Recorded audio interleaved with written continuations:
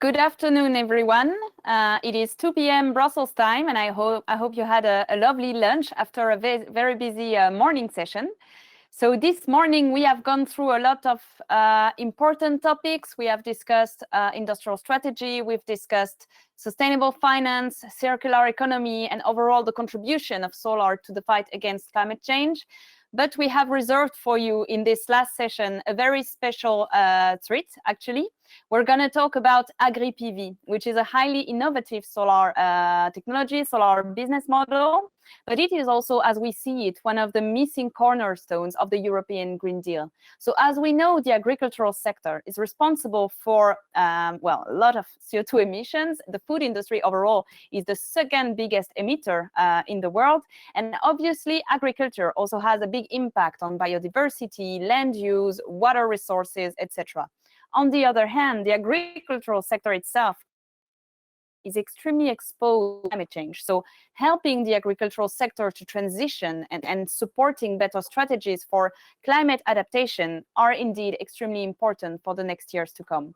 And that is really where Agri-PV comes into the play. This highly innovative business models is actually working hand in hand together with players from the agricultural sector to help them generate new revenue streams, but also preserve the quality, even enhance the quality and productivity of their cultures. All of this providing new lands for solar production. So I think this is a very interesting business model for us to explore, and we are extremely lucky to have today with us Miguel Herrero, the coordinator of our Agri-PV workstream, but also Eva Vandes, our chairwoman, from Amaranco, which has led together with us the work to present to you the first Agri-PV briefing, actually. So we are very proud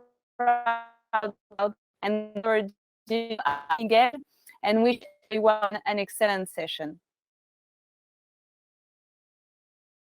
Thank you very much, Aurélie. You've covered all the bases from the introduction. So without further ado, I would like to give the floor to Eva Vandes, the chairwoman of our Agri-PV workstream, who will tell you a little bit more about the findings from our briefing, which is being launched today. Just a small point, actually, if you would like to send us questions, you may do so through the Slido platform. So just connect to the Slido website and enter the hashtag, which you may have seen. There you go, hashtag SolarPower Summit, to submit your questions, and we will take them into account. And now, please, Eva, you have the floor. Yes, finally. Thank you, Miguel. Thank you, Aurélie, for your introduction. Yes, this is an amazing topic, and we work a few months on this briefing that we are really happy to introduce to you today for this SolarPower Summit. We worked all this time with solar IPPs and also association who demonstrated a huge interest in this new kind of technology, agrivoltaics. Yeah, I'm not sure I'm managing the slide quite well. Yes. So we think that our work is at the perfect timing of European policy agenda. European Green Deal asks for the greening of the economy by the transformation of all economic sectors, including the greening of the common agricultural policy. And agrivoltaics is at the cross sector of key major ones, energy and agriculture, providing food and energy from solar at the same time. In this briefing, we tackle all relevant policies to the clean energy and the sustainable agriculture transition.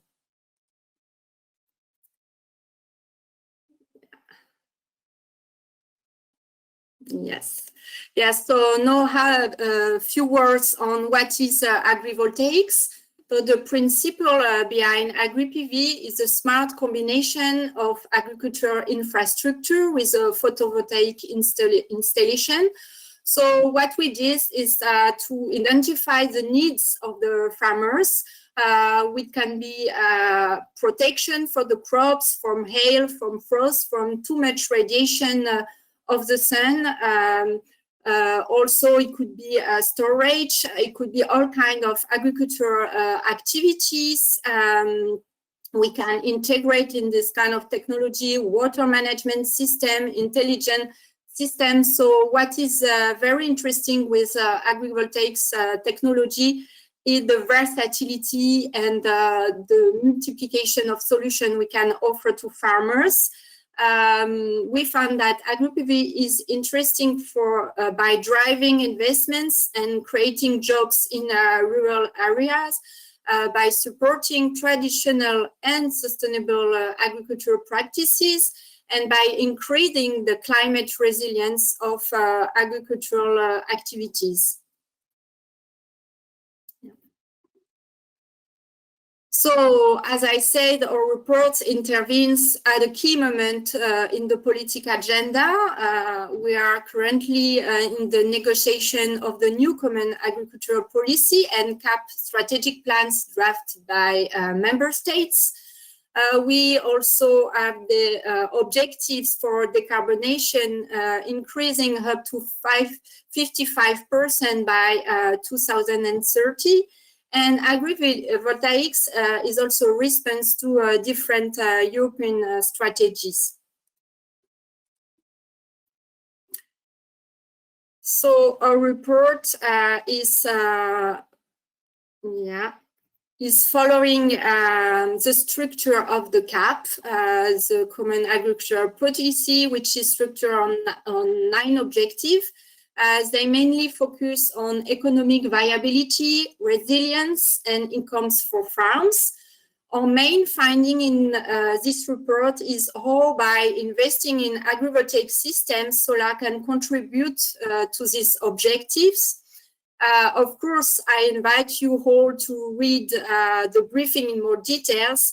But what I can underline here is how we found how the achievement of CAP objectives are enabled by Agri-PV, thanks to the investment for agriculture, increasing competitiveness of farms, ensuring fair incomes, supporting farmers' incomes, leading to more vibrant rural areas. Also, this technology that allow a double use of the land, increase a more efficient use of the land. Agri-PV helps that way in preserving landscape and biodiversity, increasing environmental care. Another key finding in our report is how policymakers can support Agri-PV and greening of the CAP at the same time. I can mention 3 key recommendations from the report. The first one for European Commission is to launch a European Agri-PV strategy. And second one for our member states to prioritize solar investment within the CAP strategic plans as recommended by the Farm to Fork strategy. And the third one for the member states to design regulatory frameworks for Agri-PV.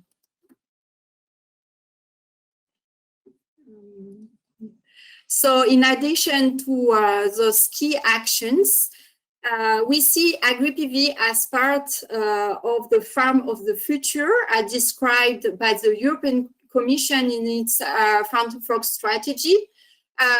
We envision this farm green, respectful of nature, preserving biodiversity and soils, and how this quote from a happy farmer on the screen show that we can see that thanks to the anti-insect nets integrated to the Agri-PV system and this versatility, we were able to increase production. Another example here, it's farmers report important climate change damages. They are looking after us, they are willing for our solutions, and we found that we can bring 2 kinds of protection to them. protection for the crops from unpredictable and strong weather events, even sometimes disasters, and also financial protection from crop failure. It's true that vineyards in south of France are particularly affected by too much radiation of the sun that can impact the composition of grapes and the taste of the wine, and could question AOP certification.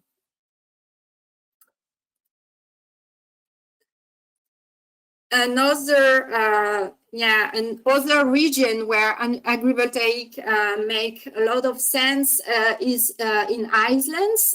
Several members of our work stream are already developing projects in Guadeloupe, Marie-Galante, La Réunion, Corsica, and have an experience on that particular land. Here, Agri-PV, with this double use of the land, is particularly welcome because lands are scarce, and also climate change damages are even more expected and important in Iceland, where investment in infrastructure are even higher because of the specific needs of this region. So finally, to conclude, I will finish with the checklist included in our report of action for European Commission, for European Council, European Parliament, and European member states, of course. We think that this is a key moment for action. It's perfect timing in the political agenda to support Agri-PV and to support the growth of an Agri-PV market in Europe. So now we will work hard to promote this message of the briefing and to transmit it to all politics at all levels. Thank you for listening.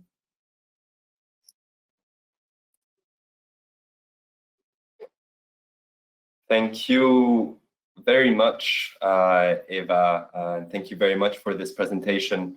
I would like to remind the audience that they may send their questions through Slido by just Googling sli.do and then entering the code #SolarPowerSummit to send through their questions.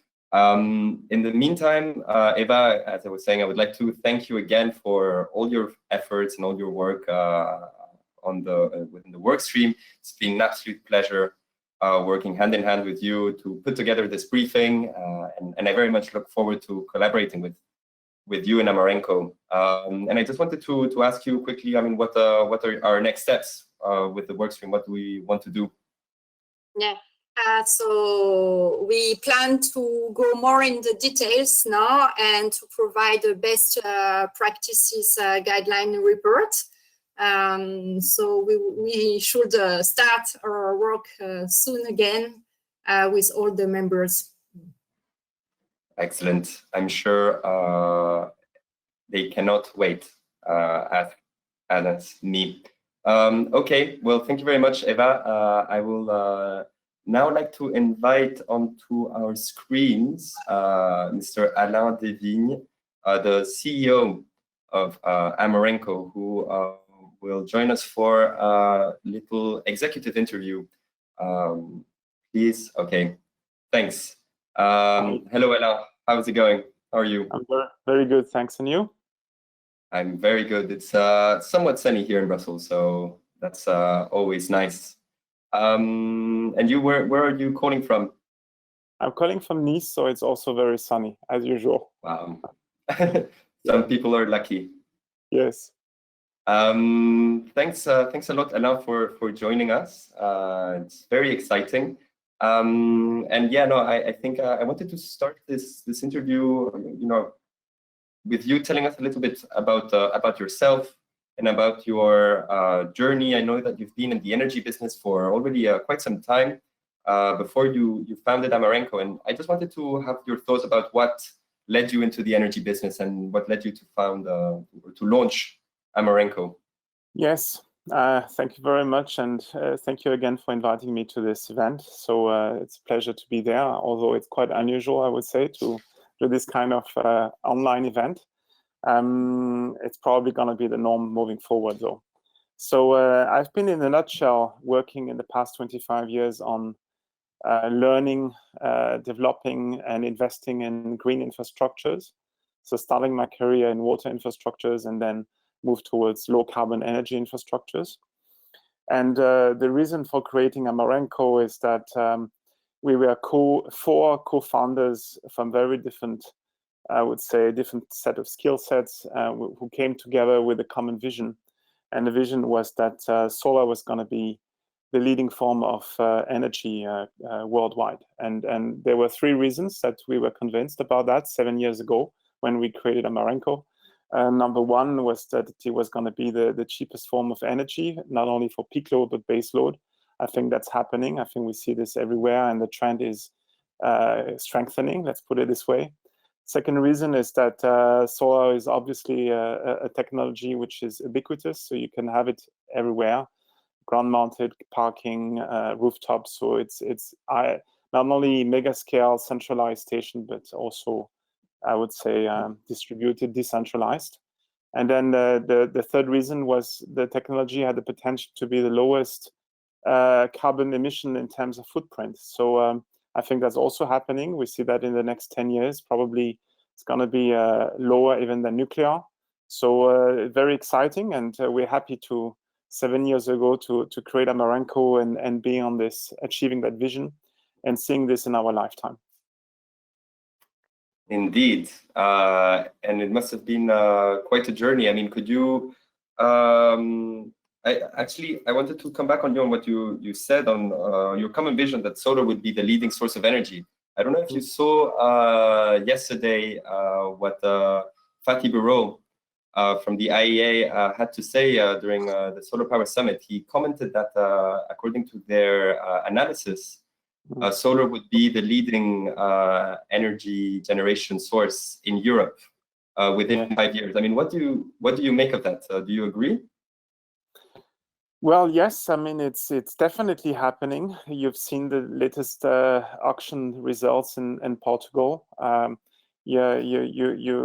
it's probably one of the most sunny places in Europe, you see also the result of Ireland, where we had a multi-technology auction with wind and solar. And although probably Ireland is the less sunny part of Europe, the solar was still leading the way, and in terms of volume that was allocated to renewable energy. So it shows really that it's happening, and again, there are so many reasons which I detailed before, and also I guess the adoption of the technology on the ground, which is easier in terms of public adoption. Mm-hmm. Of course. I mean, I'd like to shift back again to the main focus of the session on Agri-PV, and I mean, I think it links quite well with what you were saying about public acceptance. I mean, what led you to focus Amarenco on this market segment? Because you were a little bit of a pioneers within the agrivoltaics. And also, I would like you to tell us, I mean, what are the key challenges which you encountered, notably at the beginning, but also nowadays? Yes, sure. So why Agri-PV? So I'd say, we're an Irish company. That's where we're born. Although the four co-founders have very different nationalities. We're four different nationalities, but we're Irish at heart, and we're Irish in terms of our topco. So the way we look at Ireland is that 10% of employment is related to agriculture. That's a benchmark compared to France, which is around 2-3%. The second aspect to look at it when you look at Ireland is the land ratio of agricultural usage. It's around 2/3 of the land is used for agricultural farming. And if you compare it to France as an example, it's around 1/3, so 30 to 40%. So Ireland is very much an agricultural country, and all our projects which we developed in Ireland back in 2014. So we were very pioneer in this market. 6 years ago, we made the bet that solar is going to win in Ireland. So we were quite resilient with that vision. It happened, but it took 6 years. And every single project we've developed is an Agri-PV project. So the award we got, which is we're on the top league, on the top tier award for Ireland, was based on Agri-PV. So every single project was designed with a farmer to match an agricultural need, whether it was livestock, whether it was crop production. But that's the way the company was born. Then the second aspect is the company we acquired in France, which was Groupe Carré, southwest of France, a leading development company, which was basically focusing on southwest in rural areas with agricultural, with farmers, mainly around storage facility, so barns. And that's really also the DNA of the company we acquired back then when we moved from an investment company, a solar investment company, to an IPP. So the journey has been very much around Agri-PV as in the DNA itself, and then we expanded everywhere. So challenges, you asked two questions in one. The challenges we've been facing, and I think is the biggest one, is basically the fact that the energy and the agricultural sectors are very siloed everywhere. Every single market worldwide, you have an energy minister and you have an agricultural minister. When you work in silos and you know the physical law of entropy, less cooperation, less collaboration, the more disintegration you have. And that's what's happening, is that there is no really partnership or common view, common policy, common budget, common team, common resources allocated to Agri-PV. They are just playing on their sides each other. And I think the biggest challenge to address and to tackle is really more integration, more collaboration between these two pillars of, let's say, of an economy. And if we fix that, then Agri-PV has a future. That's quite interesting. I mean, that was one of the key recommendations from our report, is that really when member states design Agri-PV regulatory frameworks, they somewhat take a page from our book, from co-developing projects with farmers. And really, I mean, that cooperation has to happen at every level, particularly when they develop frameworks which will span different policy areas.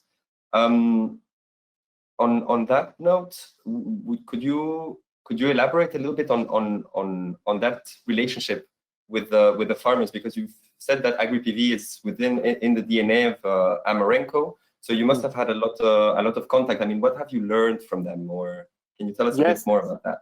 Yeah, very good point. So I think as you said, the most important aspect in an Agri-PV project is to have the farmer at the center of the project. So because what an infrastructure is solving is matching a need, which is from, if it's agricultural, Agri-PV in that case, from a farmer.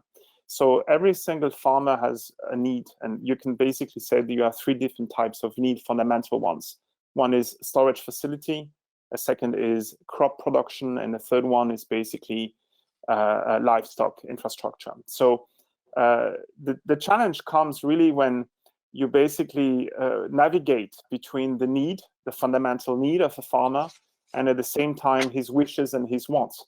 You know, it's one thing to state that there is a need to have, let's say, an infrastructure for organic fig tree farming. Okay, but it's another thing when you start to say, oh, I would like to have a second water pumping station, and I want to have a special size of mesh for the insect-proof net. So all these kind of details, which is wishes and wants, is, I think, the challenges, and we have to draw the line, because at the end, we have to, who's funding it and who's going to co-fund it, and I think that's important to really clarify that. And what we've learned is clarifying the scope of supplies, defined based on the needs which were outlined by the farmer, and basically really ensuring that who is funding, and there is enough skin in the game from the different stakeholders to ensure there is enough alignment on the project delivery. Does Interesting. It make sense?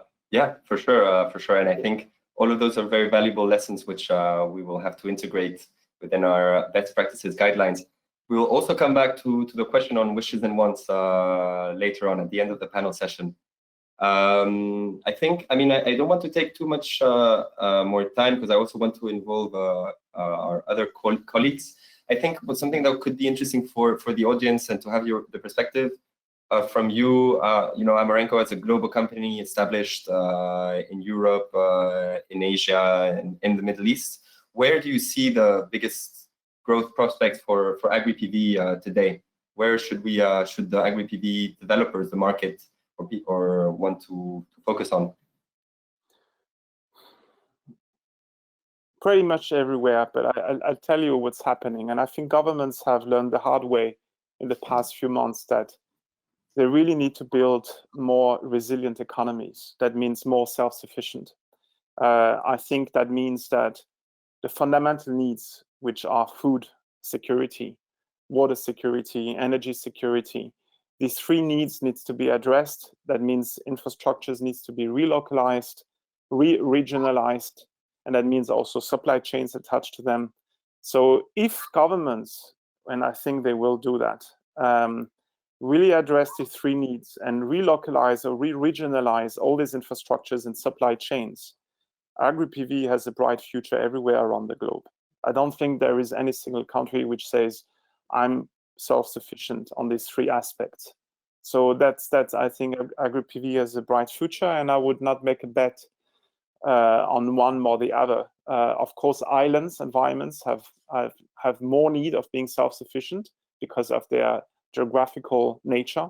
But I'd say it's going to be pretty much everywhere.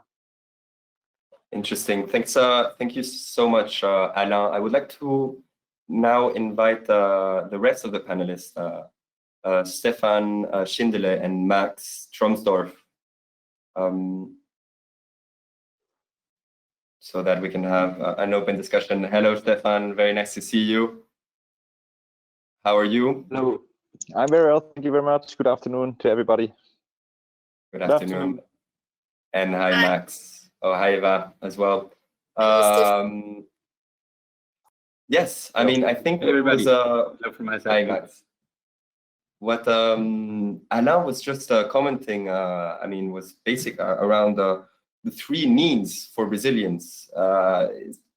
Very basically speaks to the concept which is at the core of Agri-PV, which is a food, water, energy nexus. So, I mean, I think that's very much a question for you to start off, Stefan. I mean, could you explain to us a bit what this means and how these synergies, which are enabled by Agri-PV, can be maximized? Mm-hmm.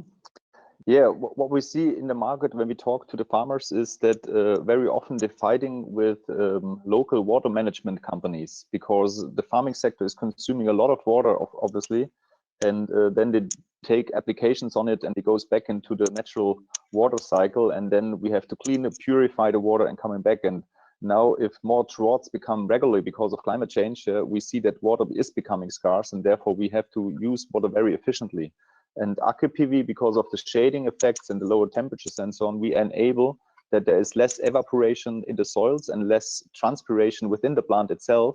And therefore we have better accessibility of water at the plant, get higher yields, and really have this food, water, energy nexus within Agri-PV combined. And this is a common ground for water management companies and the farming sector to say, yes, let's reduce the water demand. Thanks. Thanks very much. And indeed, that was one of the key synergies that we highlighted in our briefing. Max, what is for you the main, or can you tell us a bit more about another key synergy enabled by Agri-PV in the context of the food, water, energy nexus? Well, so hello, first from my side, I'm from Fraunhofer ISE. So in our research, of course, the question of what synergies we have and how we can trigger to use them for the benefits of the farmers and for PV yield is the very core of our daily work. So yeah, if you ask me about the most important synergies, then I would definitely say that what Stefan already mentioned, beneficial shading effects are just so important and will become more important in the future because water gets scarcer and scarcer. But at the same time, to protect plants by sheltering against hail, against strong weather events, that's all that are all synergies which are, to my opinion, similarly important, and it's mainly dependent on where you are, which synergies dominate more. I see. Thanks, thanks, Max. Alain, I turn to you. Do you have anything to add? Something more? Yeah, I'd say, you know, one opportunity that gives Agri-PV infrastructure is, and we've seen that with one of our farmers in southwest of France, although there is no thermal control inside the Agri-PV infrastructure, and that specific one, he's able to cultivate banana, guava, passion fruits. So there is also an opportunity to diversify farming activity and farming and expand farming operations. So adding business lines in this case, providing different revenue streams, and that's something he was not able to do before. So it also gives that opportunity to really diversify and expand farming operations with new products. So that's a great way of achieving additional economic benefits. Indeed, and I think I mean that speaks a lot to one of the key objectives of the revision of the Common Agricultural Policy, which is you know, the redynamization of rural communities in the agri-food sector. I mean, I think going back to the farmer, to the main player within an Agri-PV project, how are we? I mean, what are the challenges that we are supporting farmers with, and how does Agri-PV address them? I mean, you just mentioned a key one with the redynamization. There's also the water management. How are we helping the farmers? Open question to the panel. Yeah, I think you really have to see what are the challenges that the farmers are facing, really, and then you see that the food consumers, they want always the best quality, the highest quality, and then you see that the farmers they are troubled by climate change, and they need to protect their crops. Therefore, they have an increasing cost. But the high quality products, they remain at the same price, so they have more cost pressure and therefore make less profits. We also see that labor costs are increasing. We see that there's more and more regulation coming from environmental sector into the farming sector. Think of the glyphosate debate that we see. We also see that land use conflicts, arable land is taken by industrial development, road development, and also, of course, other renewable energy sources. So there is land use conflicts and competition there. And all these challenges, when you look, protecting the crops, reducing water demand, giving a second income, solving the land use conflicts, you see that Agri-PV can actually contribute, not to all of them, but partially increase the sustainable development of a farm, and therefore make the farm more resilient. And I think Agri-PV can be a contribution to all these challenges. Thanks, Stefan. Max, the Fraunhofer ISA, I mean, is leading research institute, notably for Agri-PV. How are you looking into the challenges that are addressed by Agri-PV? What would be the main ones for you?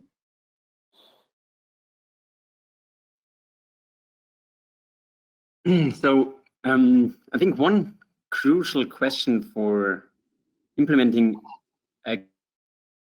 agrivoltaics is how we going to do this in which scale. So do we rather think about huge systems with more megawatts, or are we talking about rather decentralized, smaller systems which are maybe close to the farms, where you have a high share of own electricity consumption and so on? And I think this also pretty much targets what Stefan said. If the second one rather applies, so that we think about really a lot of systems which are rather spread out, then I think it could really help farmers to stabilize their income, to be more resilient towards droughts and other adverse effects that we will see with the climate change. So I think that will probably also help to have a better acceptance and more support from the population, and especially from the farming sector. But of course, it's an open question still, because there are pros and cons, but that's definitely something which I see have to be addressed by policymakers, and there is no clear black and white or yes and no. So I think each country, each society has to find its optimum, which scale and which kind of implementation is most appropriate for their region. Mm-hmm. Thanks a lot, and indeed, that's why we really put forward the fact that Agri-PV regulatory frameworks should be developed at member state level because of the specificities and the variations between the different agri-food sectors and different energy sectors. However, I mean, I think something that could be interesting for the audience is to hear from the developers, from BayWa and Amarenco. I mean, coming back on what Max just mentioned, you know, maybe the decentralized model will be more, it's likely to help better farmers to stabilize their income. What is the business model for decentralized energy, Agri-PV energy systems, and would you favorite over larger scale installations?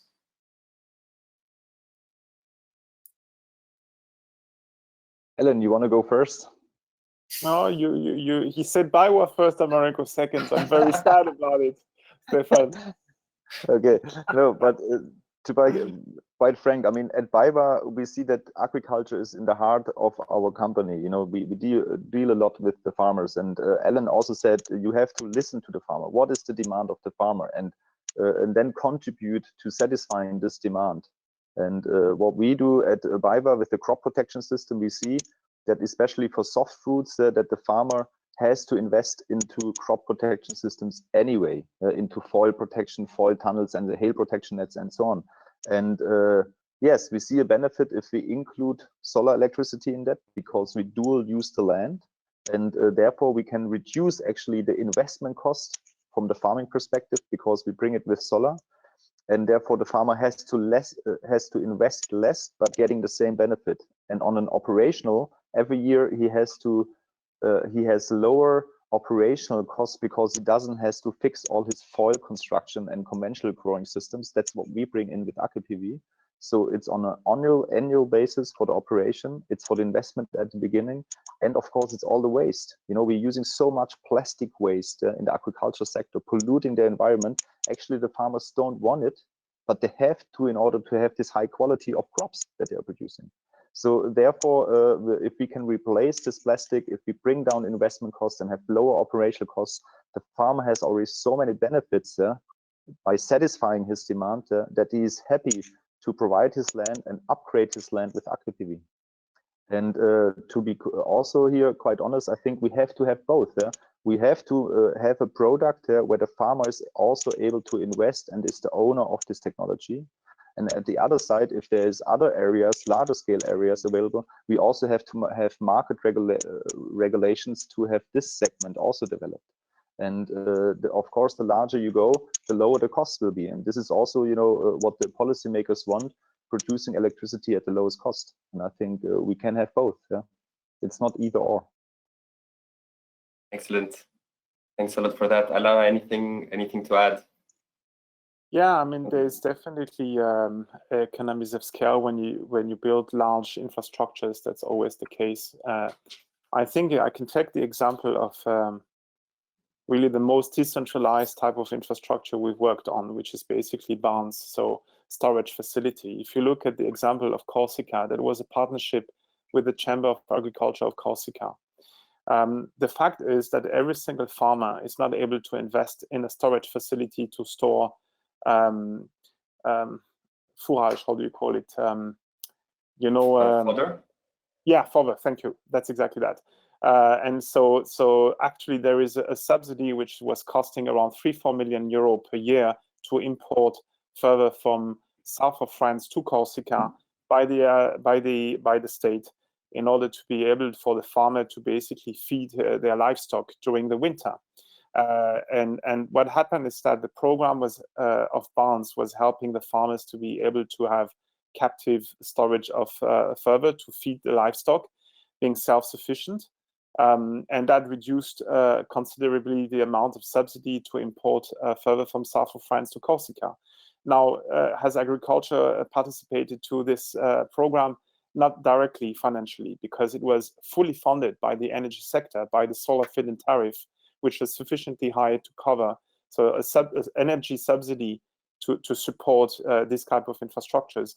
So coming back to the point I made earlier, as long as there is no collaboration between energy and agriculture and working together on common policy, common budget, common resources allocated, I don't see this really working well in a sustainable way. So if we really want to go decentralized, large scale will always happen because of economies of scale, but decentralized, there will need to be a lot of coordination to allocate proper resource rightly between the agricultural sector and the energy sector. Interesting, very interesting remarks. I think that we're nearing the end of our session, and we have unfortunately not covered nearly anything of the topics that I wanted to touch upon with you. I think, one last question for, Max. I see Max has disconnected his camera. Are you still? No, it appears that he is offline. But maybe I think I could ask you to. What are your key recommendations for policymakers? This is a very important moment, notably in Germany, but across Europe, as we have said, to boost and to put forward regulations that will boost the growth of Agri-PV. What would be your number one wish? Okay, I'll start because Stefan had started earlier, so let me start this time. Let's say before having a wish, I'll have a dream. Okay, so the dream, and if there's one key takeaway from this, let's say, event, which I hope I can convey, is the fact that if instead of having different ministers for energy, food, water, or agriculture, is having one common ministry everywhere around Europe. If we're able to have one umbrella, I think that would solve everything, because that basically addressing the fundamental needs that every single citizen needs to have. So access to a secure, affordable, high quality food, energy, and water. So if that was organized around one single minister, I think that would fix everything. So that's a dream. But I think sometimes dream come true. So I'll state. And then the second thing in terms of wish, I'd say, in the interim, in this transition period until we go there, I'd say there is a need, I think, to simplify really every single law which is made.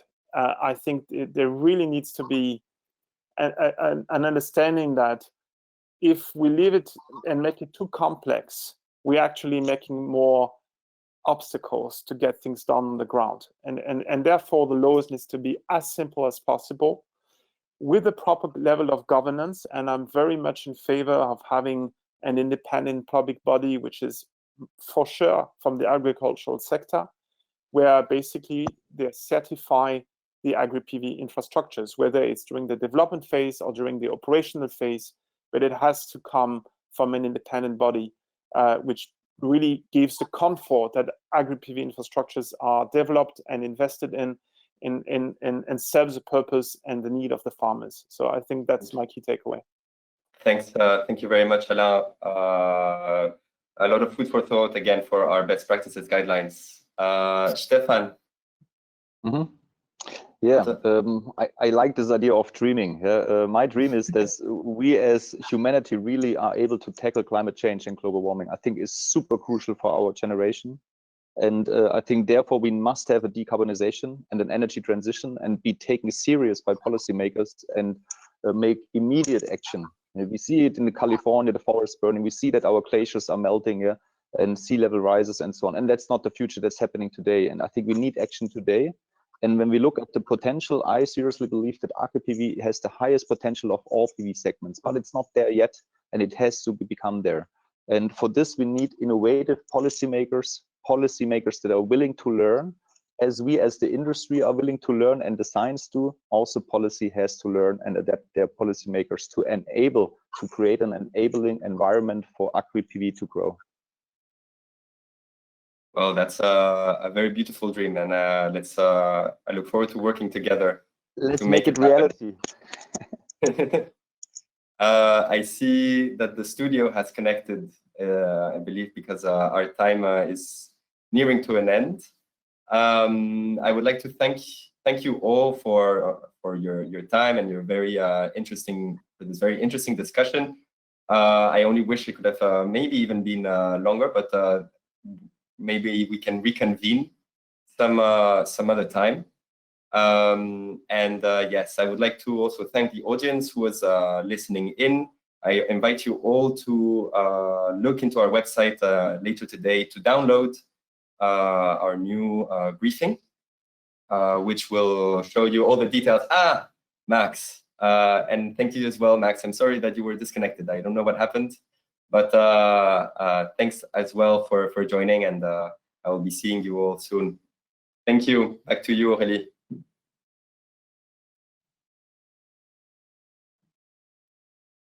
We don't hear you. Yeah, you're muted. Great. Thank you. Thank you, everyone. I think that was a very lively session, and I really love the ambience here. So I think it really shows that we are all doing a great work, and I cannot agree more that we really believe at SolarPower Europe that agri-photovoltaics has a bright future ahead, and that we do need to work much strongly together to unlock this. So thank you, everyone. Thank you for the attendees of today's sessions. I think it was very interesting, very complete, but obviously this is not over. So while we are leaving you for today, we have quite a lot of treats for you tomorrow. So we will start at 9 a.m. With a very interesting session on the renovation waves and innovative business models to actually bring forward even more solar on EU buildings. Then we will follow up at 10:30 with a session on connecting the dots and actually how we can improve our electricity grid to make it fit for the transition. We will have a session on solar and storage at 12 p.m. where we will release our groundbreaking European solar and storage market outlook, the first time that we publish this report. And then the big party starts at 2 with our anniversary. SolarPower Europe is celebrating its 35th birthday, and we will have the pleasure to welcome Mr. Bertrand Piccard and Franz Timmermans for an executive interview, as well as reserving you a special. Our CEO, Walburga Emmetsberger, will be your host for the sessions tomorrow. And so I just have to tell you goodbye. Thank you very much for being with us today, and looking forward to meeting you all tomorrow.